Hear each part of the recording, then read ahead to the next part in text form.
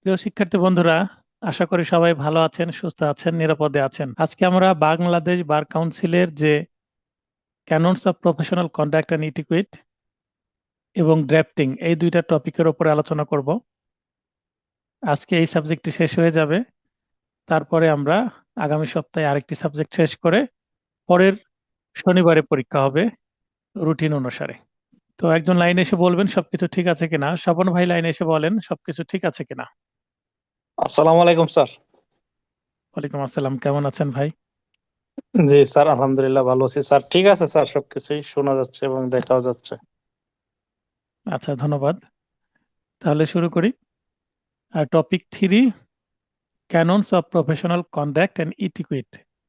এটার বাংলা আবার কয়েক রকম: পেশাগত আচরণ ও শিষ্টাচার বিধিমালা, অনেকে আচরণ বিধি বলে, বিভিন্ন নামে পরিচিত এটা। এখানে আমরা 4টা প্রশ্ন রেখেছি।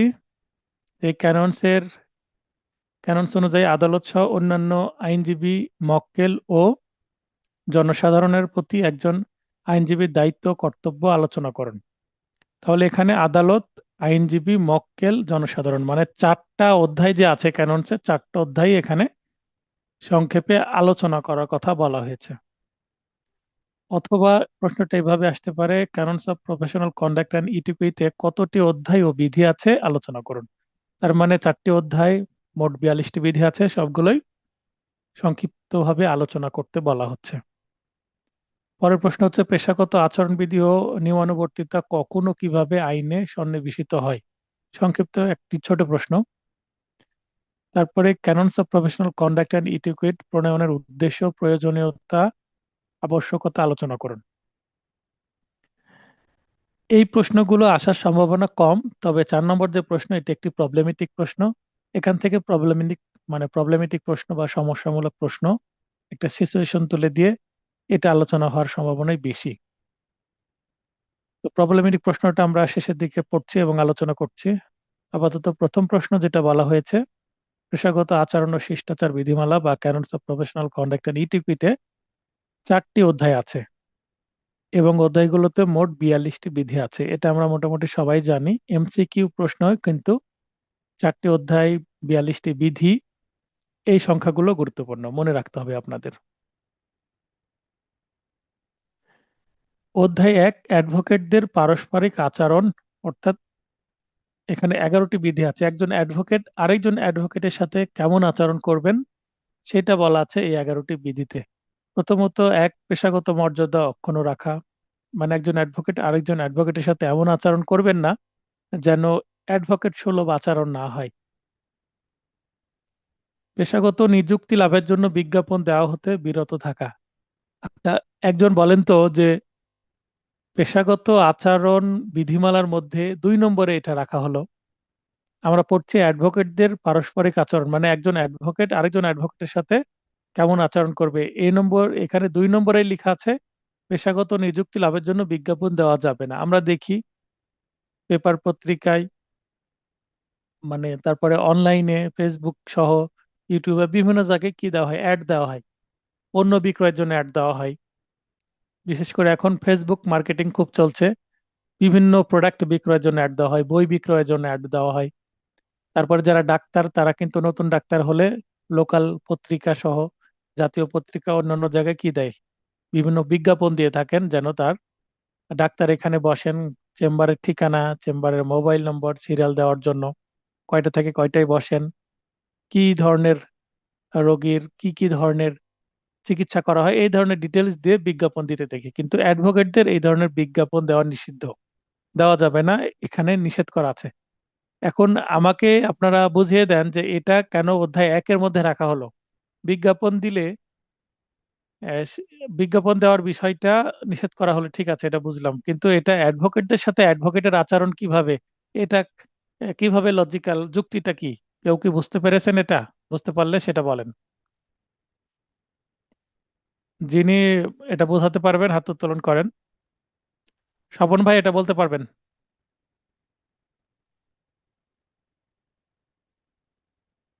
আব্দুল মাজেদ ভাই? জি, আসসালামু আলাইকুম স্যার। ওয়ালাইকুম আসসালাম। বলেন এটা স্যার কিভাবে ভালো আছেন? অ্যাডভোকেটের সাথে অ্যাডভোকেটের আচরণ? হ্যাঁ, আমি ভালো আছি, আপনি এটা ভালো আছেন?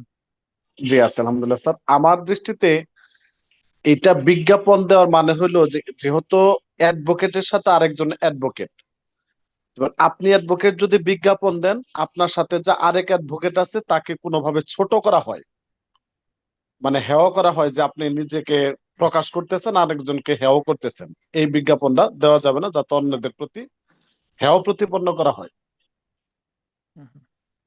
আর আর কোনো পয়েন্ট মনে আসছে কিনা?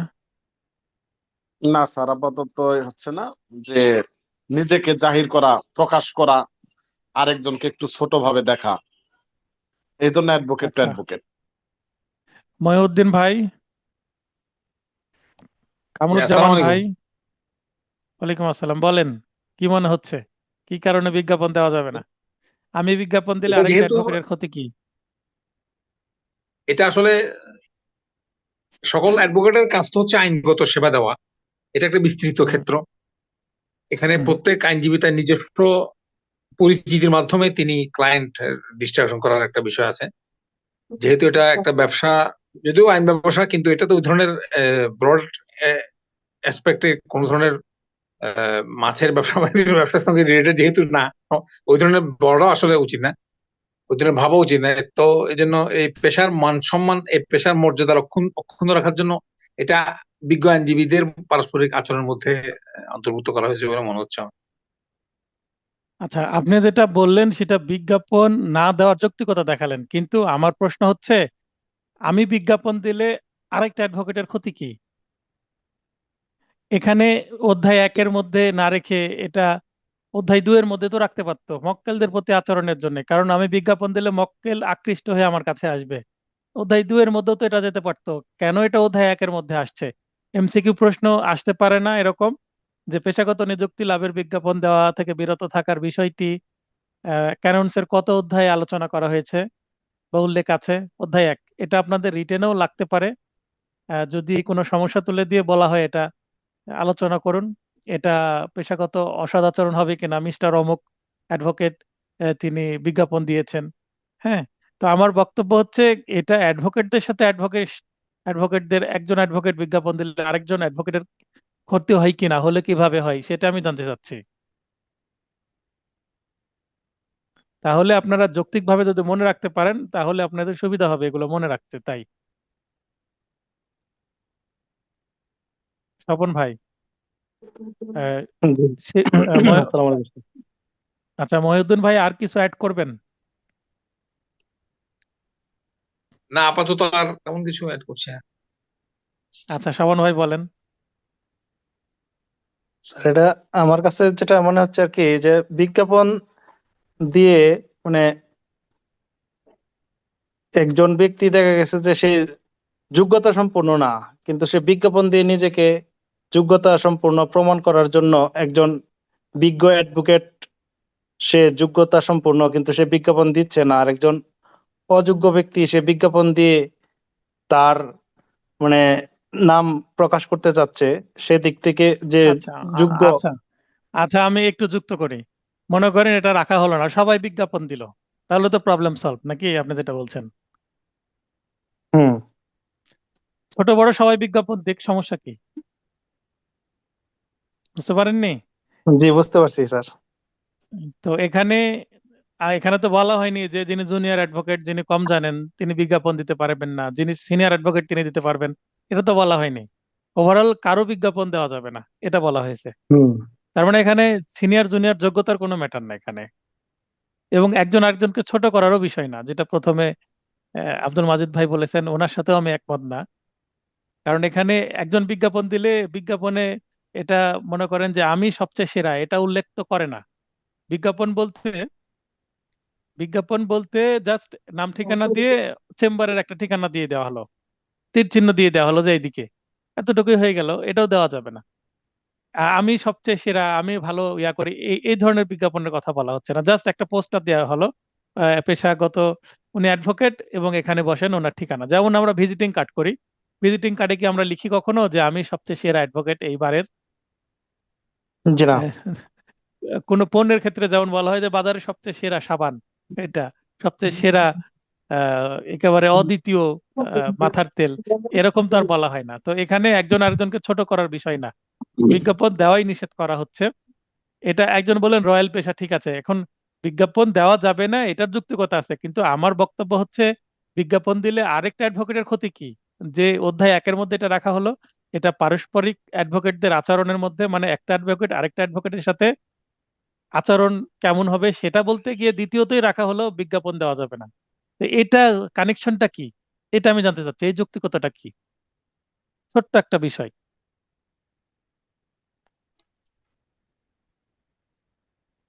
ধরতে পারছেন শ্রবণ ভাই? জি না স্যার। আচ্ছা, কামরুজ্জামান ভাইকে আমি বারবার লাইন আসার অনুরোধ করছি, উনি দেখছি যে লক্ষ্য করছেন না। কামরুজ্জামান ভাই, আসসালামু আলাইকুম ওয়ালাইকুম আসসালাম, বলেন। স্যার। আমার মনে হচ্ছে যেহেতু 1 নম্বরে আছে স্যার পেশাগত মর্যাদা সমুন্নত রাখা, তো হুম। 2 নম্বর যেহেতু স্যার বিজ্ঞাপনের কথা বলা হয়েছে, তাহলে সাধারণত বিজ্ঞাপন দিয়ে আকৃষ্ট করা কোনো পেশা তো সমুন্নত পর্যায়ে থাকতে পারে না। বা আমি মনে করি যে বিজ্ঞাপন দিয়ে ক্লায়েন্টকে আকৃষ্ট করা বা ক্লায়েন্ট খোঁজা, এটা হয়তো এই পেশার মর্যাদাটাকে অনেকটা নিচে নামিয়ে দিবে। এই কারণে হয়তো আচ্ছা, একের সাথে দুইয়ের সাথে রিলেশন আচ্ছা, হইতে পারে। এখানে এখানে অধ্যায় 2-এ রাখলে সমস্যা কি হতো? এখানে মক্কেলদের প্রতি আচরণ এর মধ্যে যদি রাখা হতো, তাহলে তো আপনি যেটা বলছেন একই বিষয় হতো। এটা অধ্যায় 1-এর মধ্যে কেন রাখা হচ্ছে? এটা আপনারা এখনো ধরতে পারছেন না। খুবই সিম্পল ছোট একটা বিষয়। আচ্ছা, আমি বলে দিই, এটা 1-এর মধ্যে রাখা হচ্ছে। মনে করেন যে আমার এলাকায় আমরা 2জন অ্যাডভোকেট আছি, আমি যদি বিজ্ঞাপন দিই তাহলে আমার মক্কেল বেড়ে যাবে না? আর যে বিজ্ঞাপন দিচ্ছে না তার মক্কেল কমে যাবে না?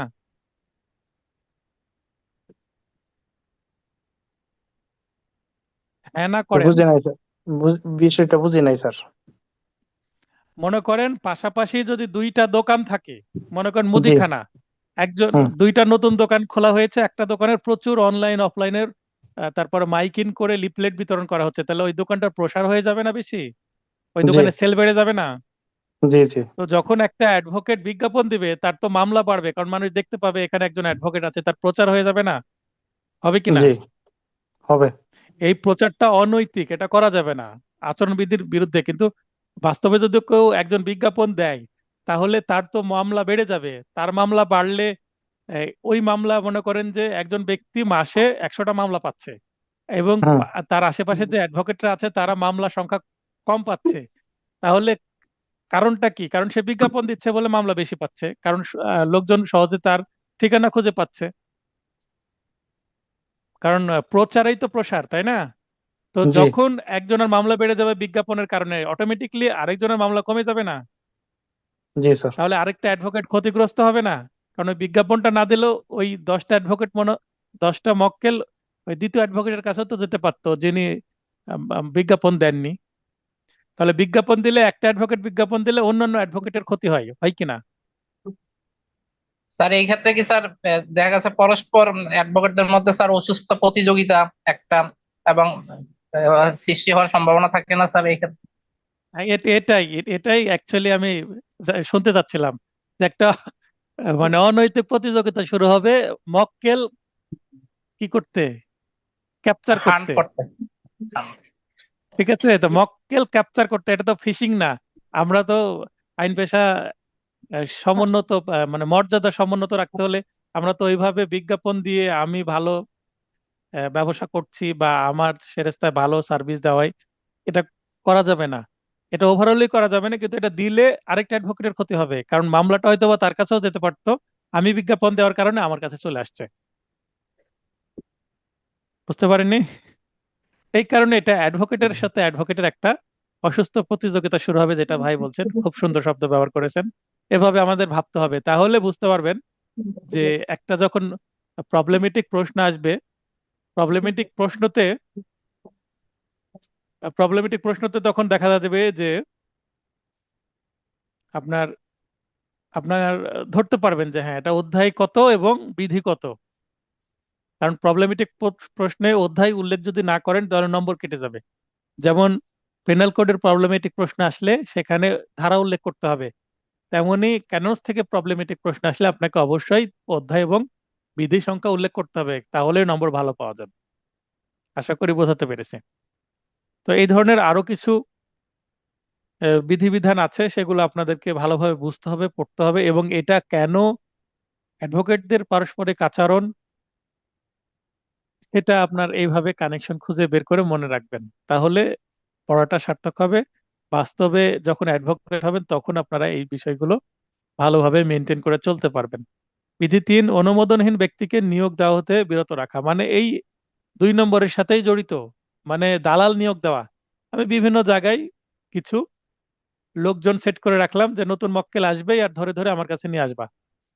অনেকে আছে শুক্র শনিবার যখন কোনো আসামিদের চালান দেওয়া হয় অপরাধে, সেখানে ওকালতনামা কিনে নিয়ে দাঁড়িয়ে থাকে, সঙ্গে সঙ্গে জিআরও অফিসের সামনে যখনই ঢোকানো হয় কোর্ট কাস্টডিতে আসামিদের, তখন সই নিয়ে নেওয়া হয়। এটা ঢাকাতে সবচেয়ে বেশি হয়, রাজশাহীতেও এই ধরনের অসুস্থ কিছু প্রতিযোগিতা আছে, যেটা অনেকে করে থাকে। প- প্রতিপক্ষের মক্কেলের নিকট বিরোধীয় বিষয় প্রকাশ করা হতে বিরত থাকা। আমার মক্কেল বিশ্বাস করে আমার কাছে অনেক কিছু প্রকাশ করলো, এটা যদি প্রতিপক্ষের মক্কেলের কাছে কোনো কিছু আমি যদি প্রকাশ করে দিই, এটা অ্যাডভোকেটের সাথে অ্যাডভোকেটের পারস্পরিক আচরণ কি কারণে হবে? কারণ আমি একজনের মামলা নিচ্ছি বাদী পক্ষে বা বিবাদী পক্ষে, আরেকটা অ্যাডভোকেট বিপরীত অপর পক্ষের মামলা নিচ্ছেন। তো আমি আমার মক্কেলকে যেভাবে ট্রিট করব, ঠিক একইভাবে না হলেও ভিন্নভাবে নিজ নিজ পদ্ধতি কৌশল ব্যবহার করে আরেকটা অ্যাডভোকেট তার মক্কেলকে কি করবে, ট্রিট করবে। তো যখন আমি অন্য মক্কেলের মানে অপর পক্ষের প্রতিপক্ষের মক্কেলের সাথে কথা বলবো, তখন ওই অ্যাডভোকেট কি আমার প্রতি ক্ষিপ্ত হবে, আমার মক্কেলের সাথে কেন আপনি কথা বলছেন, ঝামেলা বাঁধবে না, ভাববে, মানে সন্দেহ করবে, ভালো কথা বললেও সন্দেহ করবে, আমার মক্কেলের সাথে আপনি কথা বলবেন না, আপনার মক্কেলের সাথে আপনি কথা বলেন। ব্যাপারটা এরকম। তাই এটা যদি বন্ধ করা না হয় আইন করে, তাহলে অ্যাডভোকেট অ্যাডভোকেটের সাথে কি ঝগড়া শুরু হয়ে যাবে। তাই প্রতিপক্ষের অ্যাডভোকেটের অনুপস্থিতিতে আদালতে শুনানি করা হতে বিরত থাকা।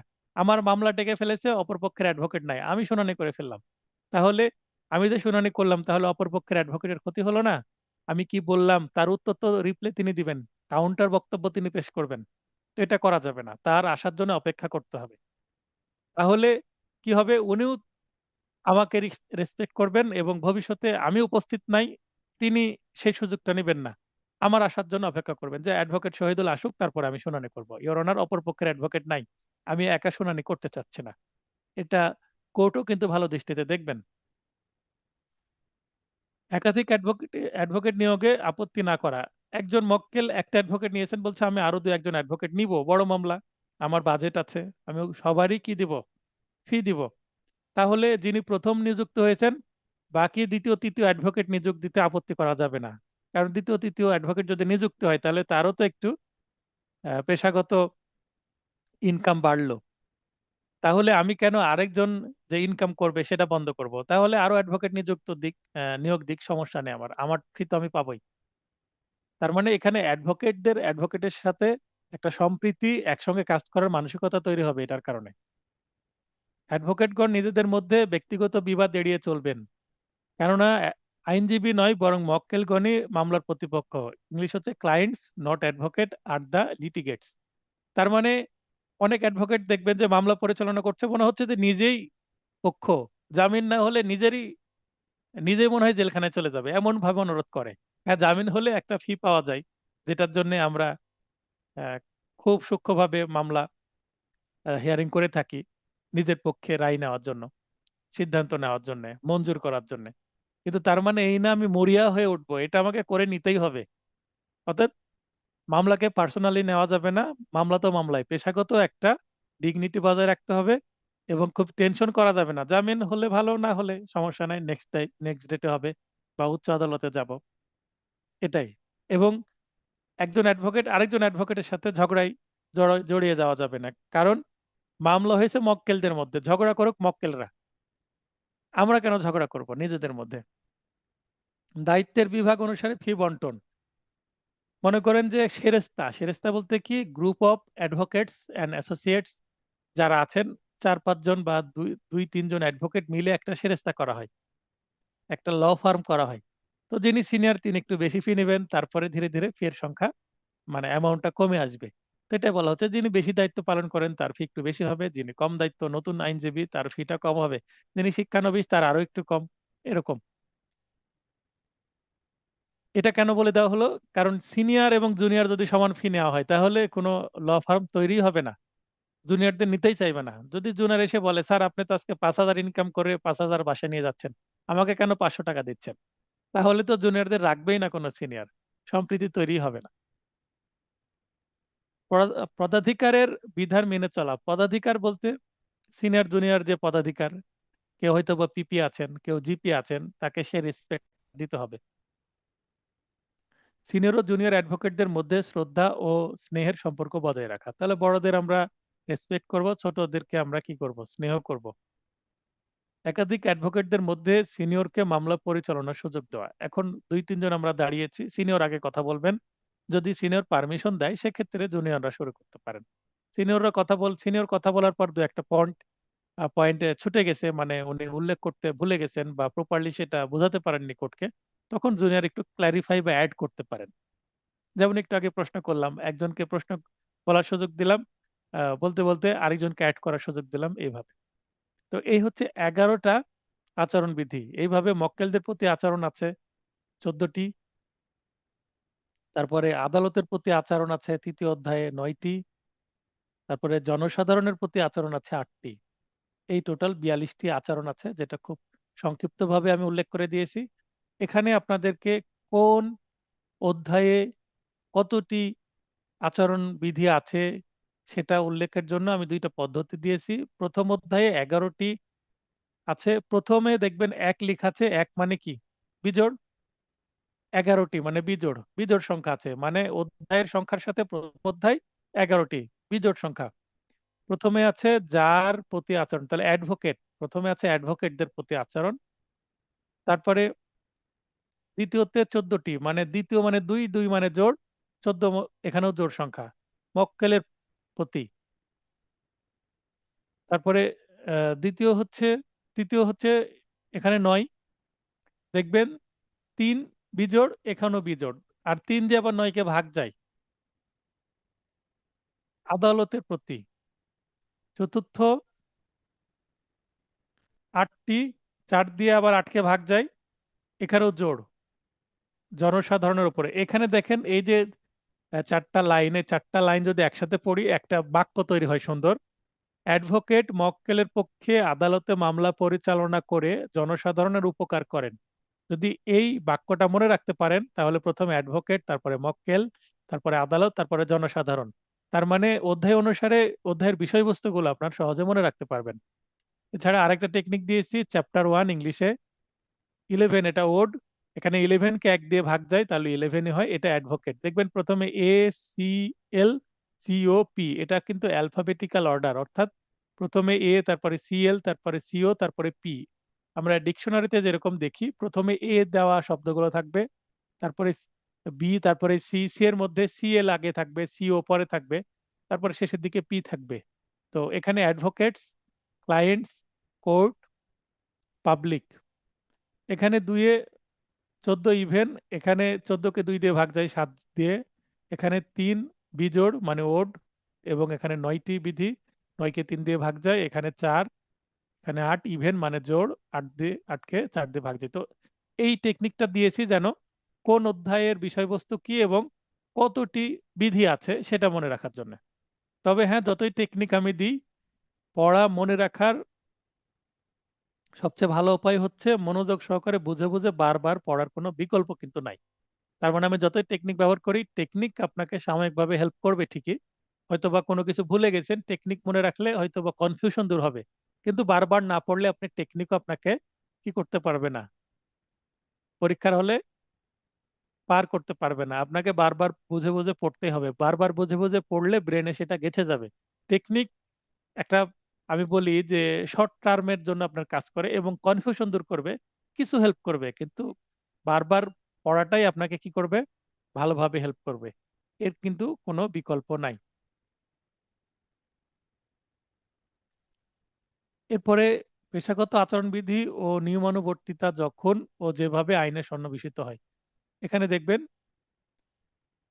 The legal practitioners and bar council act, আমরা সাধারণত অর্ডার পড়ি কিন্তু এটা অ্যাক্ট 1965 পাকিস্তান আমলের কিন্তু আইন এটা।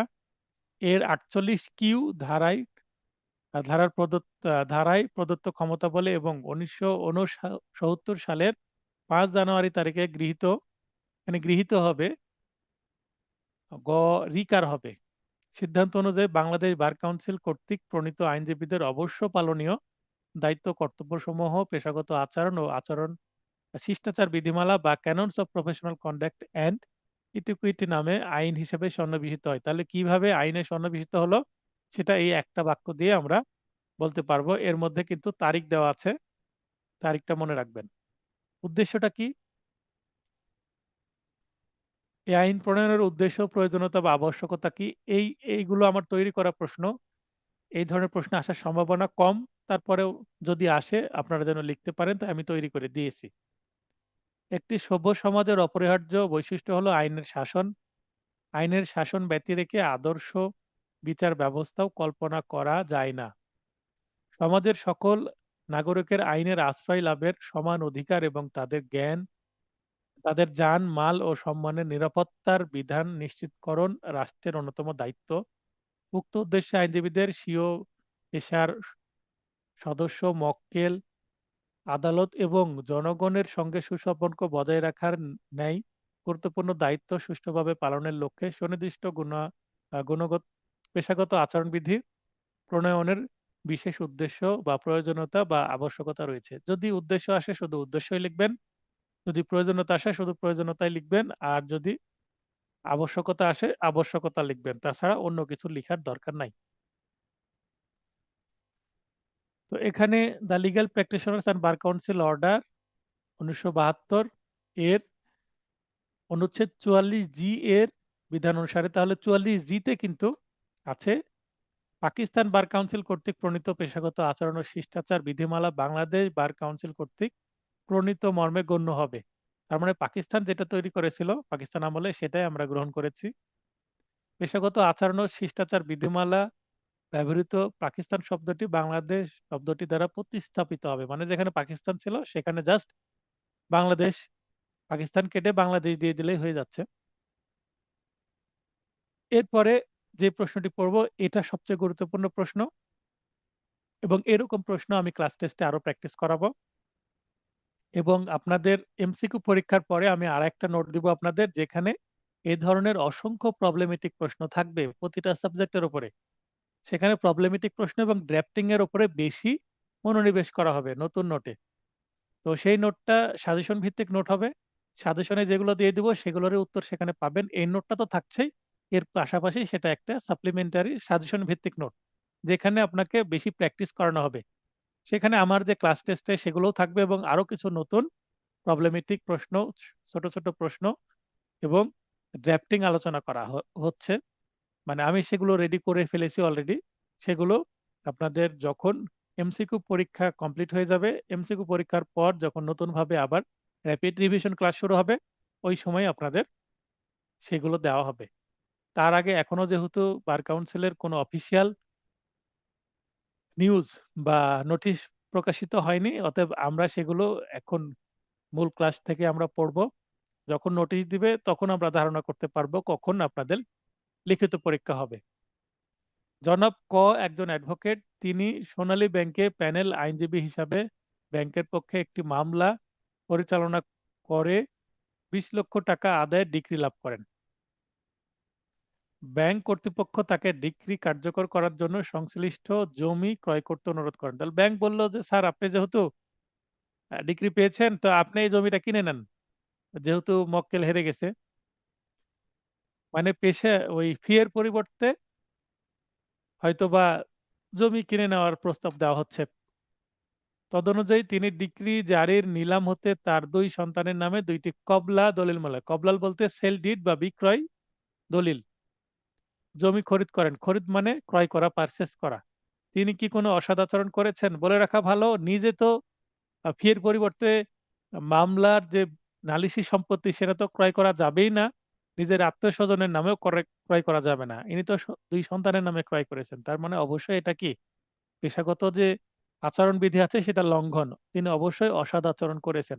তাহলে ঘটনা কি? ঘটনাটা প্রশ্ন থেকে তুলে দিলাম হুবহু। বিচার্য বিষয় কি? উক্ত কর্মকাণ্ড দ্বারা, মানে এই যে জমি কিনলেন, এটা দ্বারা, উক্ত কর্মকাণ্ড দ্বারা, এই তিনটা শব্দ দিয়ে আমি কিন্তু বুঝিয়ে দিলাম পুরোটা। একজন অ্যাডভোকেট হিসেবে কি কোনো অসদাচরণ করেছেন, এটা আমাদের প্রশ্নে জানতে চেয়েছে। জিজ্ঞাসিত বিষয় বা বিচার্য বিষয় প্রাসঙ্গিক আইন। এখন আমরা তো মানে ধারণা করে কোনো কিছু লিখতে পারবো না, আইন মানে আইন দিয়ে আপনাকে সেটা উত্তর করতে হবে। তাহলে আইনে কি আছে এই বিষয়ে? বাংলাদেশ বার কাউন্সিল কর্তৃক প্রণীত আইনজীবীদের জন্য বা অ্যাডভোকেটদের জন্য পেশাগত আচরণ ও শিষ্টাচার বিধিমালা বা canons of professional conduct and etiquette, বাংলাটা লিখলেও হবে, ইংলিশটা লিখলে হবে, বা দুইটা যদি লিখতে চান লিখবেন, সমস্যা নেই। এর দ্বিতীয় অধ্যায়ের পঞ্চম বিধি মতে ফি এর পরিবর্তে মক্কেলের নালিশি সম্পত্তি গ্রহণ করা হতে একজন আইনজীবী বিরত থাকবেন। দেখবেন 2-5 এই কথাটা বলা আছে। তাহলে সিদ্ধান্ত কি? বিরত থাকার কথা, কিন্তু তিনি বিরত থাকলেন না, তার মানে তিনি দ্বিতীয় অধ্যায়ের পঞ্চম বিধিমালার লঙ্ঘন করলেন। এটা আমরা কিন্তু এখানে বলে দিয়েছি। উক্ত কর্মকাণ্ড দ্বারা একজন অ্যাডভোকেট হিসাবে পেশাগত আচরণ ও শিষ্টাচার বিধিমালা এর দ্বিতীয় অধ্যায়ের 5 নং বিধির স্পষ্ট লঙ্ঘন করত অসৎ আচরণ করেছেন। বলে দিলাম, হয়ে গেল উত্তর। 5 নম্বরের জন্য সাধারণত এই ধরনের প্রশ্নগুলো আসে। তো এখানে আরো যে বিধিমালা আছে, 42টা বিধিমালার মধ্যে এক বা একাধিক বিধিমালাকে টার্গেট করে এই ধরনের কি হতে পারে? একটা বিধিমালার লঙ্ঘন দেখালো, একটু আগে আমরা দেখলাম 2-5, সেটাকে টার্গেট করে এই প্রশ্নটা করা হয়েছে।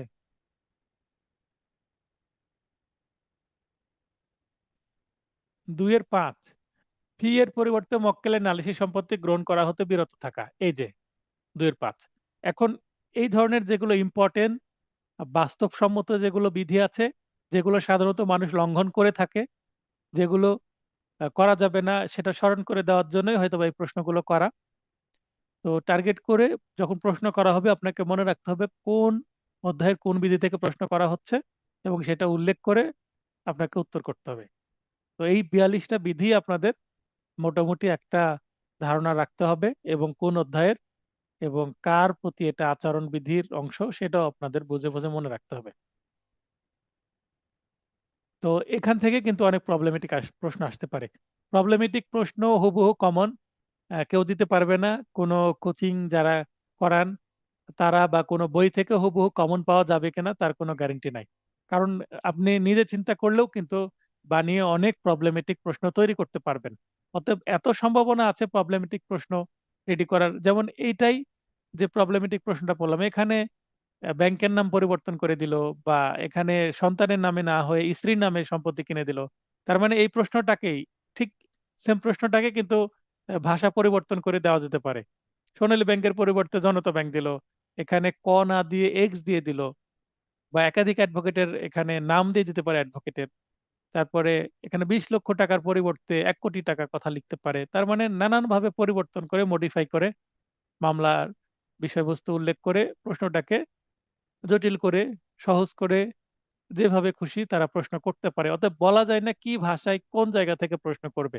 তবে হ্যাঁ, 42টা আচরণ বিধি যদি মনে রাখতে পারেন, এর মধ্যে থেকেই প্রবলেমেটিক প্রশ্ন আসার সম্ভাবনা আছে যদি দেয়।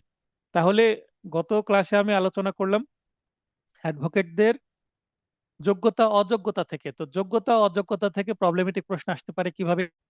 হ্যাঁ, তাহলে আমি যেটা বলছিলাম যে গত ক্লাসে আলোচনা করলাম যে অ্যাডভোকেটদের যোগ্যতা অযোগ্যতা এই জায়গা থেকে প্রবলেমেটিক প্রশ্ন আসার সম্ভাবনা আছে, এবং আজকের ক্লাসের ক্যাননস থেকে আচরণ বিধির লঙ্ঘন কিনা এই বিষয়ে কিন্তু প্রশ্ন আসার সম্ভাবনা আছে। অলি আপু হাত উত্তোলন করেছেন।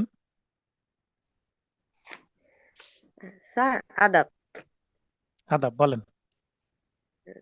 স্যার আমি যদি কোনোভাবে আনমিউট হয়ে যাই, আপনি সরি মিউট হয়ে যায়, আনমিউট করে দিয়েন, একটু প্রবলেম তো ফিজিক্যালি, এই জন্য। তো স্যার আমার হ্যাঁ, একটা প্রবলেম হচ্ছে, এই যে এখানে 42টা বিধি, এটা হুম, আমি হুম, চেষ্টা করলেও মুখস্থ রাখতে পারবো না।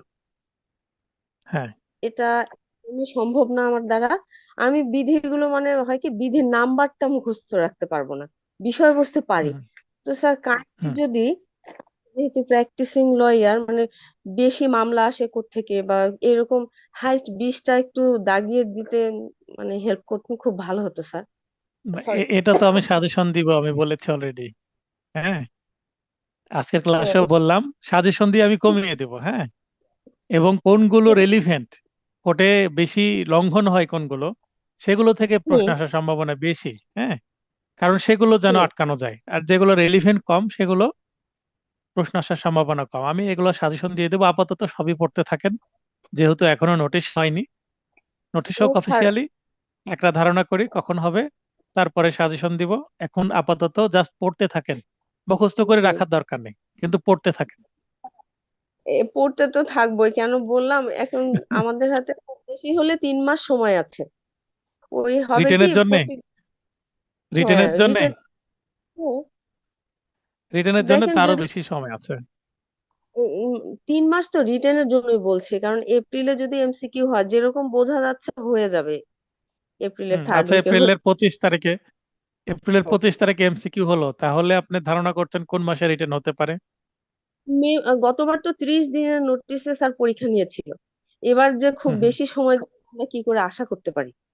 অতএব হুম, সিরিয়াসলি যেগুলো মুখস্থ করার বিষয়, তো হবে কি স্যার, ওই হ্যাঁ 1 মাস আগে যখন মুখস্থ করতে যাব, স্যার বয়স তো একটা অনেক বড় ব্যাপার। এখন দেখা যাচ্ছে 20-22 বছর বা 25 বছরের ছেলেমেয়েরা যেভাবে মুখস্থ করতে পারে, আমরা যারা 50-তে চলে গেছি আমাদের দ্বারা এটা হয় না। এই জন্য এখন থেকে যদি একটু একটু করে দেখতে থাকি কিছু তো মাথায় থাকবে। এই জন্য স্যার রিকোয়েস্ট করেছি, আর একটু কমানোর কাজটা করে দিলে বেঁচে না, যায় আমি একটু। আমি না, এখানে আমি একটা জিনিস আপনাকে ক্যালকুলেশন করে বলি, যে মে মাসে যেহেতু বার কাউন্সিলের ইলেকশন আছে, মে মাসে রিটেন পরীক্ষা হবে না। মের পরে জুন আছে, জুলাইয়ে কোরবানির ঈদ আছে। আমি আশা করি, মানে আমার ক্যালকুলেশনে কোরবানির ঈদের আগে রিটেন নিতে পারবে না। তার মানে আলটিমেটলি এমসিকিউর পরে অ্যাটলিস্ট 2, 2.5 বা 3 মাস পাওয়া যাবেই।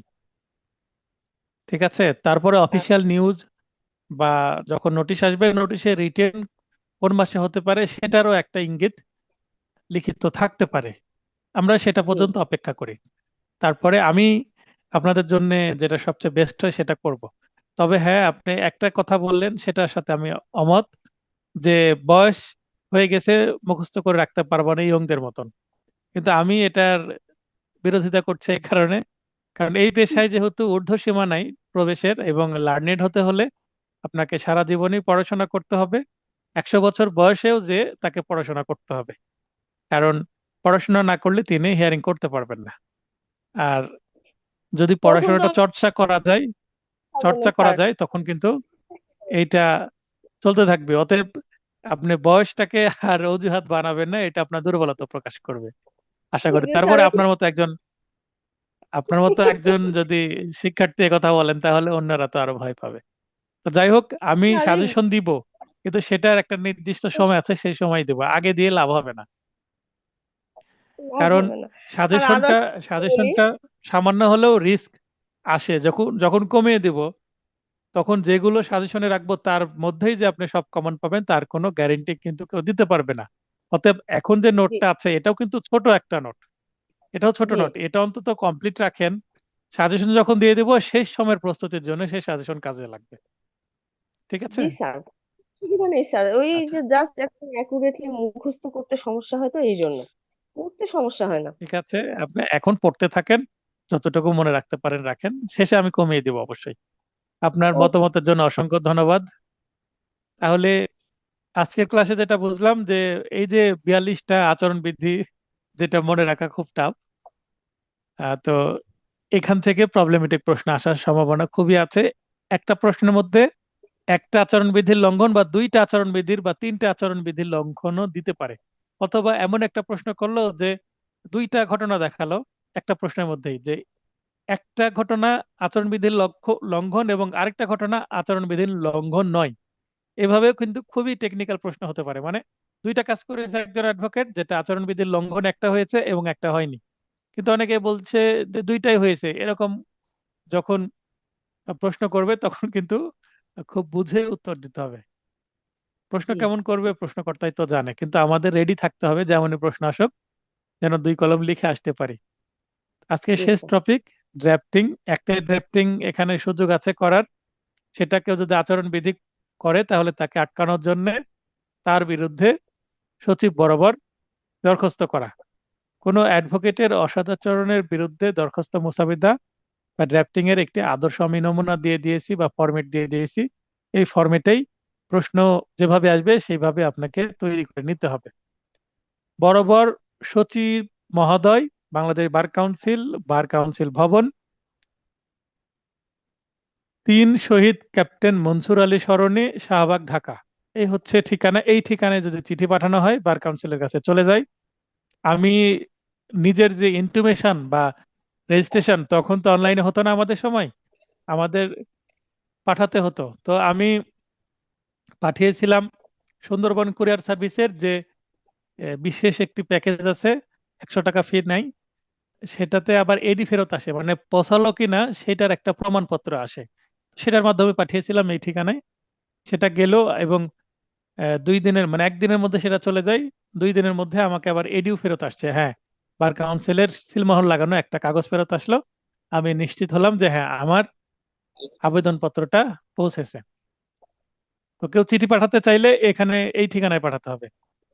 অতএব এইটা আপনি সহজতে নিজে সরাসরি না গেলেও হবে, চিঠির মাধ্যমে অভিযোগ করা যাবে।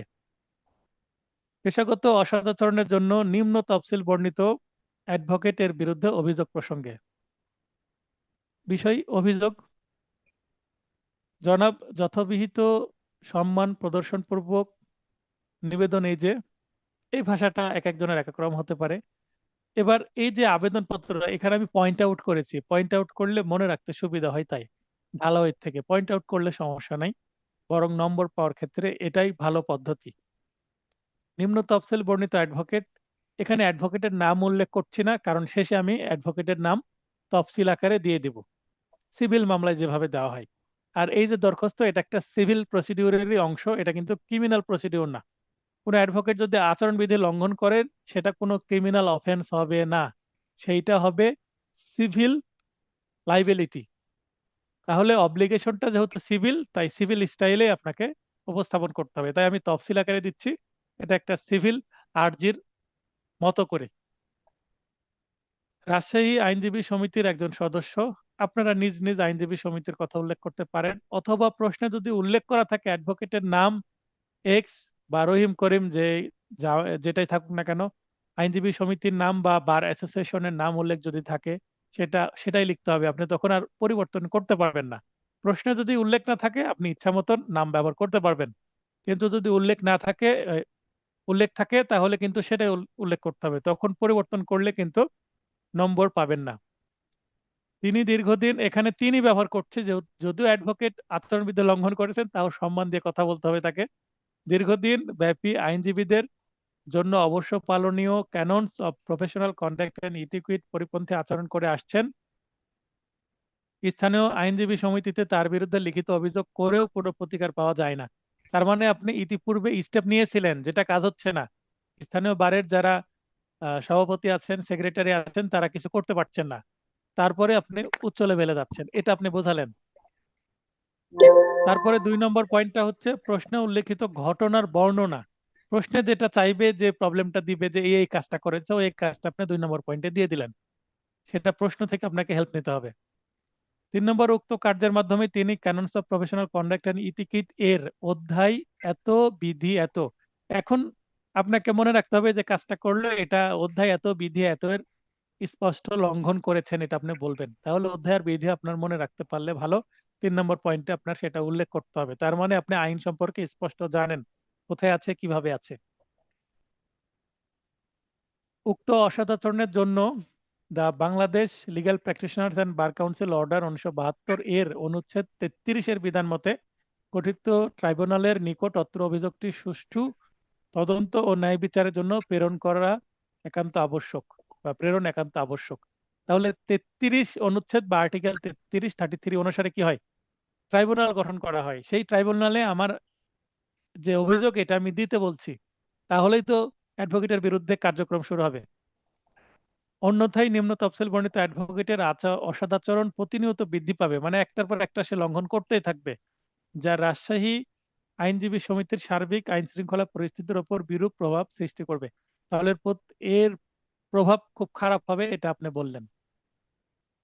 এরপর আমরা শেষ করব প্রার্থনা অংশ দিয়ে। প্রার্থনা কি বলছি? অতএব উপরোক্ত কারণ ও অবস্থাধীনে ন্যায় বিচারের স্বার্থে নিম্ন তফসিল বর্ণিত অ্যাডভোকেটের বিরুদ্ধে আনিত অভিযোগটি আমলে নিয়ে প্রয়োজনীয় আইনানুগ ব্যবস্থা গ্রহণ করতে আপনার সদয় মর্জি হয়। একটা স্ট্যান্ডার্ড নমুনা আমি দিয়ে দিলাম। ভাষা আপনার হতে পারে, এই ভাষা আপনি মুখস্থ করবেন তাও নয়, আপনার নিজের ভাষা ইউজ করতে পারেন। এক একটা এলাকায় এক একটা বার অ্যাসোসিয়েশনের ভাষা এক এক রকম হতেই পারে। এক একটা, এগুলো হাই স্কুলের ভাষা আমি ব্যবহার করেছি, কলেজের ভাষা না। হাই স্কুলের ভাষাটা সহজ হয়, এরকম সহজ প্রাঞ্জল ভাষা ব্যবহার করেছি যেন আপনার মনে রাখতে সুবিধা হয়। তারপরে নিবেদক, নিবেদক দিয়ে অভিভাবক, এখানে অভিযোগকারী স্বাক্ষর, এখানে আমার নাম আমি উল্লেখ করে দিয়েছি, আপনারা নিজের নাম উল্লেখ করতেও পারেন, নাও করতে পারেন। এখানে আপনি উল্লেখ করলেন, তারপর অ্যাডভোকেট আইনজীবী, রাজশাহী আইনজীবী সমিতি, মানে আমার রিয়েল যে ডেজিগনেশন আমি সেটা উল্লেখ করছি।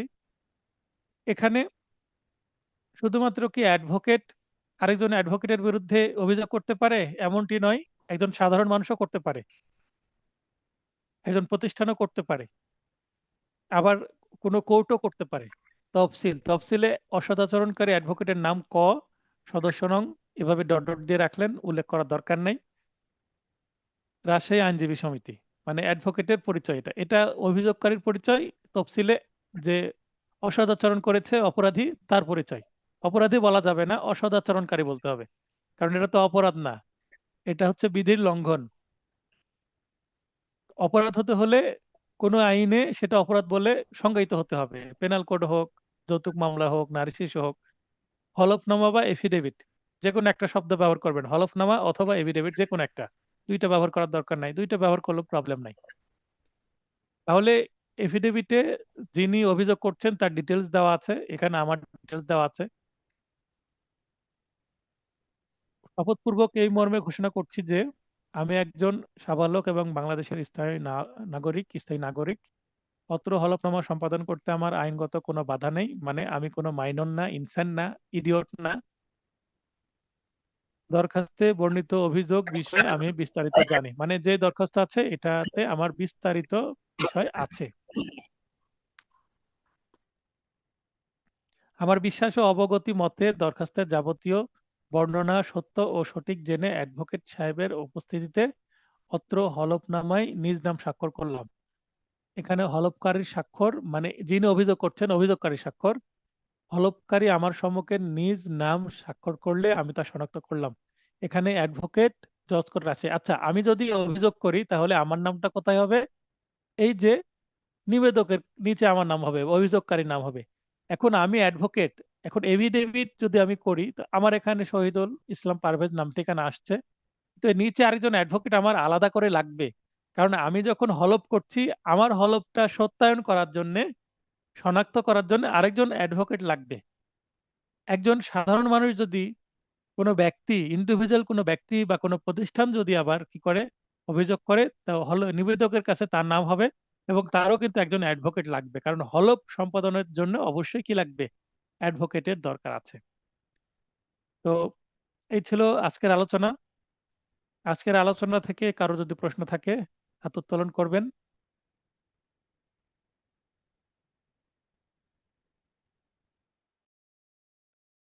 আমি সবার মাইক অন করার সুযোগ করে দিলাম, যে কেউ টাচ করলে মাইক অন হয়ে যাবে, হাত উত্তোলন করার দরকার হবে না। অতএব কেউ কথা বলতে চাইলে জাস্ট মাইক অন করে কথা বলেন। মাইক বলতে দেখবেন যে নিচে মাইক্রোফোনের মতো আঁকানো আছে বাম দিকে, এবং মিউট, আনমিউট এরকম লেখা আছে। আনমিউটে টাচ করলে মিউট কথাটা আসবে, তখন আপনি কথা বলতে পারবেন।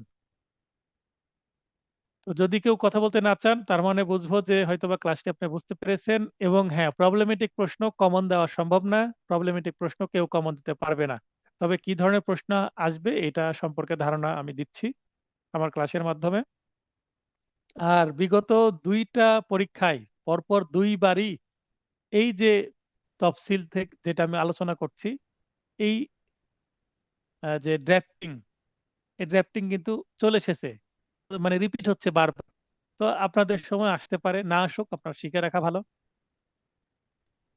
তো কেউ যেহেতু প্রশ্ন করছেন না, তাহলে জি সবার স্যার। সুস্বাস্থ্য কামনা করে ক্লাসটি শেষ করছি। শুভরাত্রি। Sir, hello. হ্যাঁ, আপনি কথা বলতে চাচ্ছেন, কে বলেন? স্যার, সুমন সাতক্ষীরা। হ্যাঁ বলেন, কি বলবেন? স্যার, আমি বলতে চাচ্ছিলাম যে সমস্যামূলক প্রশ্ন সহজে বোঝার উপায় কি স্যার, এটা একটু জানতে চাচ্ছিলাম। সমস্যামূলক প্রশ্ন সহজে বোঝার উপর হচ্ছে কি বলা আছে প্রশ্নে সেটা ভালোভাবে পড়া, একবার প্রয়োজনে দুইবার পড়বেন। পড়ার পরে বোঝার চেষ্টা করবেন যে এইটা কোন সেকশনকে টার্গেট করে, কোন অধ্যায়কে টার্গেট করে। যেমন পেনাল কোডের কথা যদি বলি, পেনাল কোডের কোন সেকশনকে টার্গেট করে এই প্রশ্নটা করা হয়েছে, এটা আপনাকে ধরতে পারতে হবে, অর্থাৎ আইন ও ধারা। তবে আইন মনে রাখার আপনার দরকার হবে না, কি কারণে?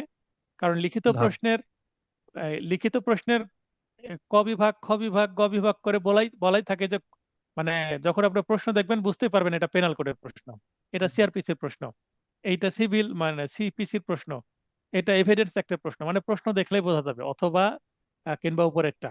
অতএব আইনটা আপনার মনে রাখার দরকার হবে না, কিন্তু কোন এই আইনের কোন ধারা থেকে প্রশ্নটা করা হচ্ছে এটা আপনাকে মনে রাখতে হবে। কিভাবে? প্রশ্নে যে প্রবলেমটা দেওয়া আছে সেটা কোনো না কোনো ধারাকে টার্গেট করে করা হয়েছে। যেমন জি স্যার। যদি বলি যে ক ক রাস্তা দিয়ে যাচ্ছিল, খ তার পাশে দিয়ে যাওয়ার সময় তার হাতে থাকা মোবাইল ফোনটা কেড়ে নিয়ে দৌড় দিল। খ কি কোনো জি স্যার। অপরাধ করেছে? এখানে কি আমি বলে দিয়েছি কি অপরাধ করেছে, কোন আইনের কথা? আইনও বলে দিইনি, ধারাও বলে দিইনি, কিন্তু আমি যে বর্ণনা দিলাম, ক রাস্তা দিয়ে যাচ্ছে, খ যেতে লেগে তার হাত থেকে মোবাইল ফোনটা নিয়ে দৌড় দিয়ে পালিয়ে চলে গেল। তাহলে খ কি কোনো অপরাধ করেছে? কি অপরাধ করেছে, করলে তার শাস্তি কি? এটা একটা প্রবলেমেটিক প্রশ্ন, একটা সিচুয়েশন দিয়ে দিল। একজন অ্যাডভোকেট হিসাবে প্রথম কাজটাই মানুষের প্রবলেমটা বোঝা। মানুষ আপনার কাছে আসবে, আমার এই হলো ওই হলো, প্রবলেম আপনাকে বলবে, এটা সলিউশন দিবেন আপনি। কি সলিউশন? যদি মামলা না করে সমাধান করা যায় সেটার পরামর্শ দিবেন। আর যদি মামলা না করে হচ্ছেই না, তাহলে মামলা কোন আইনে হবে, কি মামলা হবে, এটা আপনাকে বুঝতে পারতে হবে। এবং মামলাটা করলে ড্রাফটিংটা কেমন হবে, ড্রাফটিং এ কি কি ধারা উল্লেখ করবেন, এটা একজন অ্যাডভোকেটের প্রথম কাজ। তো প্রবলেমেটিক প্রশ্ন দিয়ে সেই কাজটাই আপনাদেরকে কিন্তু করা হয়, যে আপনি জি ধরতে স্যার। পারছেন কিনা, প্রবলেম ধরে সেটার সলিউশন দিতে পারছেন কিনা। ডাক্তারের কাছে যখন রোগী যায়, তখন ডাক্তার রোগীকে জিজ্ঞাসা করছে কি সমস্যা বলেন, তখন রোগী নিজের রোগের সিমটম বা উপসর্গ বলতে থাকেন, যে স্যার আমি 2 দিন ধরে কি আমার জ্বরে ভুগছি, হয়তোবা রোগের নাম বলে দেয়। কথা বলতে আমার খুব শরীর ম্যাশম্যাশ করছে, আমার ঘুম হচ্ছে না, খেতে ইচ্ছা করছে না, অরুচি হচ্ছে, শরীর গরম হয়ে থাকছে, আমি গোসল করতে পারছি না, এই ধরনের সিমটম বলতে পারে। তখন হয়তোবা ডাক্তার দেখবেন, কিছু ফিজিক্যাল টেস্ট করবেন, হয়তোবা ব্লাড টেস্ট দিতে পারে।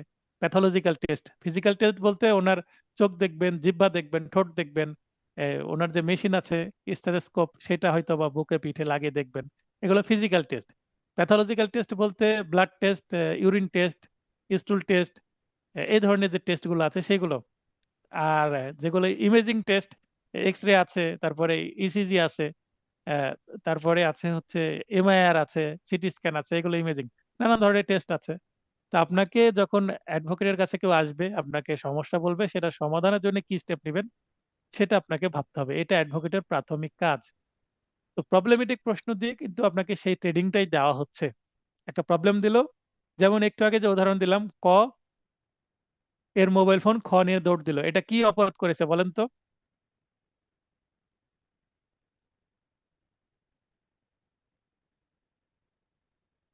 আপনি কি লাইন থেকে চলে গেছেন? লাইন থেকে চলে গেলে আবার লাইনে আসেন। জি স্যার, হ্যাঁ, ধরতে পারছি না স্যার, এই সমস্যামূলক প্রশ্নগুলো ধরতে পারছি না সহজে। আমি এই মুহূর্তে বললাম যে আপনি রাস্তা দিয়ে হেঁটে যাচ্ছেন, আপনার হাত থেকে একজন মোবাইল ফোন নিয়ে দৌড় দিল, তাহলে এটা কি অপরাধ হলো? এটা কি আপনি বুঝতে পারলেন?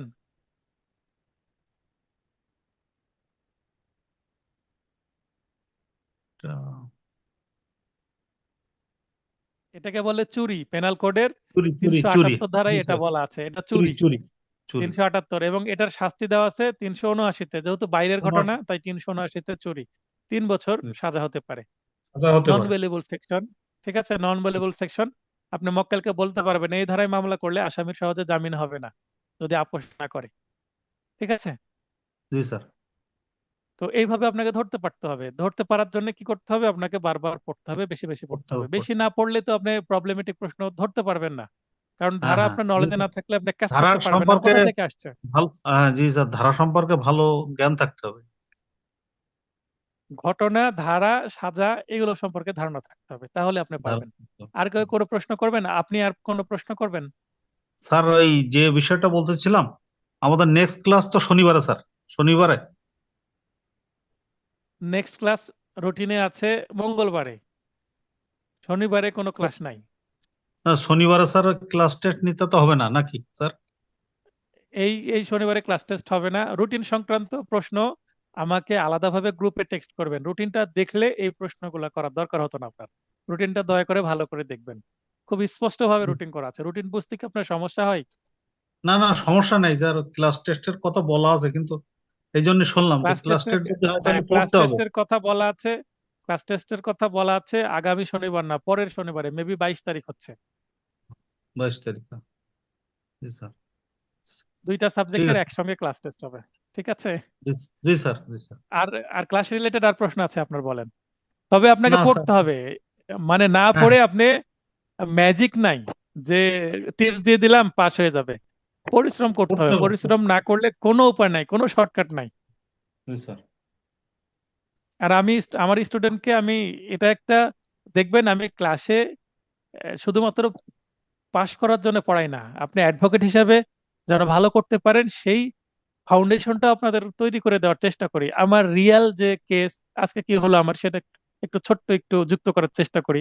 আপনারা মোটিভেশন পান যে হ্যাঁ স্যার আজকে এই জামিন হয়েছে বা এই হলো ওই হলো, এই ধরনের বিষয়গুলো। তাহলে আপনি বাস্তবের সাথে রিলেট করতে পারবেন।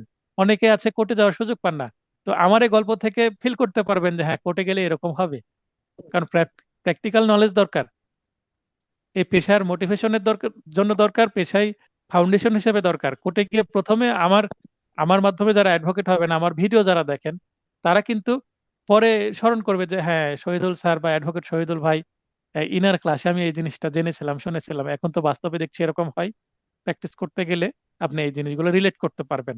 যখন রিলেট করতে পারবেন, মিল পাবেন, তখন আপনার ভালো লাগবে, বুঝতে সুবিধা হবে। তাই আমি সেটা করার চেষ্টা করি। আর কেউ কোনো প্রশ্ন করবেন?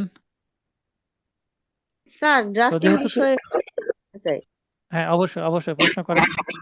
এই যে এখানে তো একটা ড্রাফটিং এর নমুনা দেয়া আছে আসলে, হুম হুম। কেন থেকে তো এরকম একটাই আসবে শুধু অ্যাডভোকেটদের অসদাচরণের যে বিরুদ্ধে দরখাস্ত মুসাবিদা, এখানে কি কোনো সিচুয়েশন উল্লেখ করে দিতে পারে যে এই সিচুয়েশনে উনি কিভাবে করলেন, কোন বিধিগুলো লঙ্ঘন করলেন, একটা ড্রাফটিং করুন, এরকম কিছু আসতে পারে না? না প্রশ্নের অবশ্যই অবশ্যই। এখানে আপনাকে বলে দিবে না, জেনারেলি প্রশ্ন করবে না যে আপনি একটা অ্যাডভোকেটের বিরুদ্ধে অসদাচরণ করেছে, তার বিরুদ্ধে আপনি ইয়া লেখেন, একটা ড্রাফটিং লেখেন। আপনাকে অবশ্যই সিচুয়েশন দিয়ে দিবে। 2 নম্বর পয়েন্টে ফাঁকা রাখিনি আপনার কয়েকটা লাইন। জি জি জি। তো কেন ফাঁকা রেখেছি, প্রবলেম যেটা দিবে সেটা আপনাকে ওখানে উল্লেখ করতে হবে। প্রবলেম সিচুয়েশন তো দিবেই, সে কি কি। তারপর 3 নম্বর পয়েন্টে কত অধ্যায়ের কত বিধি লঙ্ঘন করেছে সেটাও আমি ফাঁকা রেখেছি। কেন? কারণ প্রশ্নে যেটা আসবে সেটাকে আপনাকে তৈরি করতে হবে। Okay okay sir, okay, thank you. তার মানে ড্রাফটিং আসলেও এখানে আপনাকে প্রবলেমেটিক প্রশ্নটা বুঝতে হবে, মানে প্রবলেমেটিক প্রশ্ন দিয়ে দিবে এবং সেটার একটা এক্সটেনশন করে দিবে, এখন এটার বিরুদ্ধে একটা কি করেন, ড্রাফটিং করেন। মানে ড্রাফটিং মানে প্রবলেমেটিক প্রশ্নেরই একটা আলাদা রূপ। আলাদা মানে সংস্করণ। হ্যাঁ, মানে প্রবলেমেটিক প্রশ্ন দিবে আগে, দিয়ে ওটার সাথে শেষ লাইনে বলবে এটার বিরুদ্ধে একটা কি করেন, অভিযোগ আপনি দায়ের করেন, একটা মুসাবিদা রচনা করেন। মানে প্রবলেমটাকে আগে বুঝতে হবে আপনাকে, তারপরে আপনাকে দরখাস্ত লিখতে বলতে পারে। তার মানে প্রবলেমেটিক প্রশ্ন থাকছে আপনার। জি জি জি। আর এই ধরনটা এই একই রকম হবে, শেষে একটা এফিডেভিট আর- থাকছে, তফসিল হ্যাঁ হ্যাঁ থাকছে, নাকি একটা পড়লেই তো হ্যাঁ। অন্যগুলো ওই লেখা যাচ্ছে? না, এখানে বাংলাদেশ বার কাউন্সিল রিলেটেড যে 10 মার্কের যে প্রশ্ন, এখানে ড্রাফটিং একটা জায়গায় আসার সম্ভাবনা, সচিব বরাবর অভিযোগ, তাছাড়া তো ড্রাফটিং এর জায়গা নাই আর এখানে। আর একটা পড়লেই আরেকটা অন্যগুলো আচ্ছা, আরেকটা ড্রাফটিং এর জায়গা আছে। হ্যাঁ, আরেকটা ড্রাফটিং এর জায়গা আছে, এটা আমি সাজেশনে দিব, তারপরে ক্লাসে বলে রাখি। আরেকটা ড্রাফটিং এর জায়গা হচ্ছে ওই যে যখন কোনো অ্যাডভোকেটের বিরুদ্ধে অভিযোগ করলেন, তার সাজা হয়ে গেল, সাজা হলে আপিল করতে হবে না? কোনো অ্যাডভোকেট যদি আপিল করতে চায় বা রিভিউ করতে চায়, রিভিউ বা আপিলের দরখাস্ত কেমন হবে? জি জি জি এইটা কিন্তু রিভিউ একটা বা ড্রাফটিং আসতে পারে।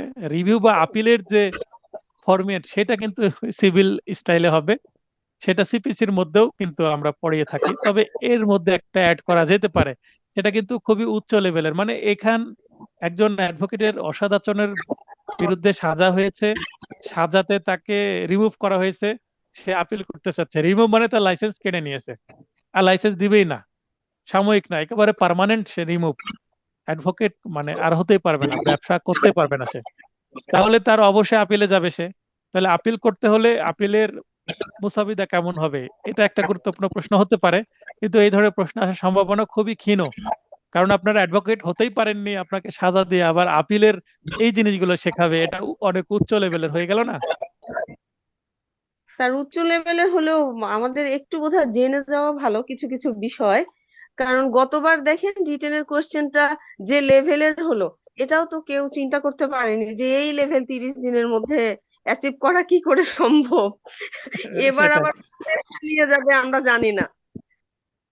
না, এই কারণে একটু বলে দিলাম। কিন্তু হ্যাঁ, আপনি একটু আগে বললেন যে 42টা ক্যাননস মনে রাখতে পারছে না, তারপরে এই ধরনের ছোট ছোট জিনিসগুলো যদি অ্যাড করি, রিভিউয়ের জন্য একটা র্যাপটিং, রিভিশনের আপিলের জন্য একটা র্যাপটিং, তাহলে নোট আরো বড় হয়ে যাবে না? তাহলে তো আরো চাপ এটা বাড়বে আপনাদের। এটাতে সমস্যা নাই।